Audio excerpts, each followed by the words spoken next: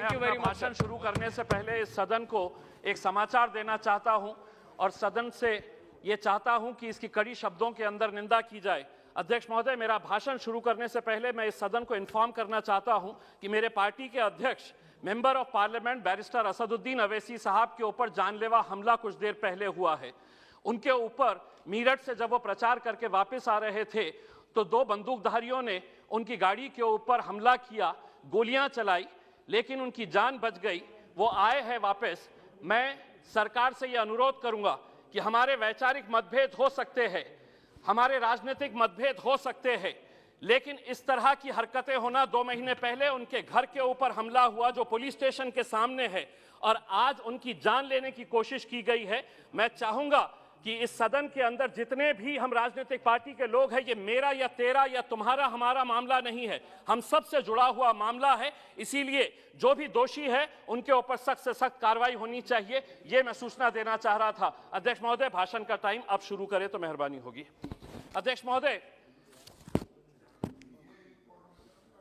महामहिम राष्ट्रपति जी का भाषण सुनने के बाद ऐसा लग रहा था कि इस देश के अंदर सब कुछ बहुत कुशल मंगल है, सब कुछ बहुत अच्छा चल रहा है। सपनों का देश कैसा होगा, ये राष्ट्रपति जी के भाषण को सुनकर ऐसा लग रहा था, लेकिन हकीकत क्या है मैं अध्यक्ष जी मैं आपको बताना चाहता हूं और शुरुआत करता हूं उन गरीबों से जिनके आंखों के अंदर आपने 6 साल पहले एक सपना दिखाया था। 2015 के अंदर हमने देश भर के अंदर वो होर्डिंग्स देखे थे जिसके ऊपर मोदी जी की तस्वीर थी और ये लिखा हुआ था कि 2022 तक हर बेघर को हम घर देंगे प्रधानमंत्री आवास योजना के तहत। मैं देश के आंकड़ों के बारे में नहीं कहता हूं, लेकिन मेरे अपने जिले के मैं आंकड़े बताता हूं जो आपको चौंका देंगे। 80,000 लोगों ने आवेदन किया, गरीब लोग जिनको ये उम्मीद थी कि हमको एक घर मिलेगा क्योंकि मोदी जी कह रहे हैं। 52,000 लोग एलिजिबल हुए, 52,000 लोग क्वालिफाई हुए हैं। और मैं आपको बताऊं कि जनवरी 2022, 8 दिन पहले तक का आंकड़ा, 22,000 लोग एलिजिबल हुए और उसमें से दिए कितने गए घर? 355 लोगों को घर दिए गए हैं। मैं औरंगाबाद जिले की बात कर रहा हूं। क्या वजह है कि आप इतने बड़े बड़े आंकड़े दिखा रहे हैं? आप ये कह रहे हैं करोड़ों के अंदर।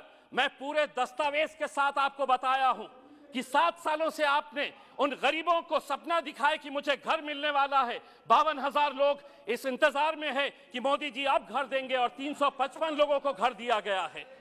अध्यक्ष महोदय, हम बहुत सारे सांसदों ने किसानों के बारे में बात कही है।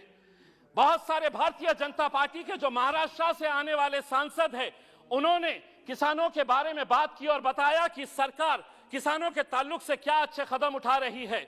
मैं उस सरकार से पूछना चाहता हूं कि मेरे अकेले महाराष्ट्र राज्य के अंदर जनवरी 2021 से लेकर नवंबर 2021 तक 11 महीनों के अंदर 2498 किसानों ने आत्महत्या की है। क्या वजह है इन किसानों की? अगर आप इतना उनके बारे में कह रहे हैं कि हम किसानों के लिए ये किए हैं, तो ये 2,500 किसान क्यों आत्महत्या कर रहा है? अध्यक्ष महोदय, ये small micro financing companies, private companies, banks loan नहीं दे रही, किसान उन प्राइवेट कंपनीज के पास जा रहा है जिसका इंटरेस्ट रेट इतना ज्यादा हो जाता है, किसान की फसल बर्बाद हो जाती है, पैसा नहीं, और जब वो वसूल करने के लिए किसान के पास जाता है तब उसको ये पता चलता है कि मेरे पास तो कुछ नहीं, तो वो आत्महत्या कर लेता है। आज देश भर के अंदर डुप्लीकेट फर्टिलाइजर्स, पेस्टिसाइड्स का एक धड़ल्ले से कारोबार चल रहा है, उसके ऊपर रोक लगाने की जरूरत है। सुनिए आप, मैं हकीकत बता रहा हूं, आपको आईना दिखा रहा हूं। अध्यक्ष महोदय, कड़वा सच सुनने की आदत डालिए। हकीकत का आईना दिखा रहा हूं और आंकड़ों के साथ दिखा रहा हूं मैं। बेरोजगारी के बारे में आपने कहा कि 60 लाख लोगों को आप रोजगार देंगे। अध्यक्ष महोदय, जो इस देश की centre for monitoring Indian economy है, उसने कहा है कि इस देश के अंदर अभी दिसंबर का आंकड़ा उसने बताया है कि 53 मिलियन लोग बेरोजगार है। यहां पर आप 60 लाख कहां से देंगे? आप लोग 60 लाख बताइएगा किस कंपनी के अंदर देने वाले? अध्यक्ष महोदय, 2 मिनट का वक्त तो आपको देना। अध्यक्ष महोदय, आज मैं अगर भारतीय जनता पार्टी के बारे में कहा तो महाराष्ट्र की महाविकास आघाड़ी की भी पोल खोलने वाला हूं। हमारी संस्कृति को किस तरह से बर्बाद किया जा रहा है, छोटी छोटी किरानों की दुकान के ऊपर अब वाइन बेचा जाने वाला है।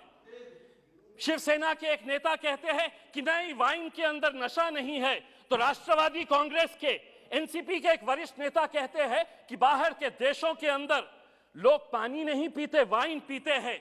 बाहर के देशों के अंदर और हमारे राज्य के अंदर फर्क यह है कि हमारे राज्य में छत्रपति शिवाजी महाराज ने जन्म लिया था।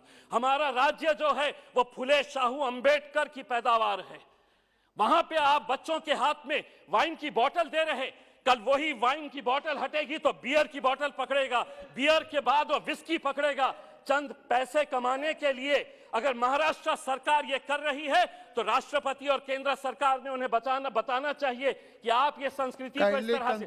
अध्यक्ष महोदय, एक मिनट के लिए। अध्यक्ष महोदय, रेलवे के ताल्लुक से भी हम आपको कहना चाहते हैं कि रेलवे के बजट के अंदर हर वक्त मराठवाड़ा के साथ जो एक पिछड़ा इलाका है, क्यों ये नाइंसाफी की जाती है?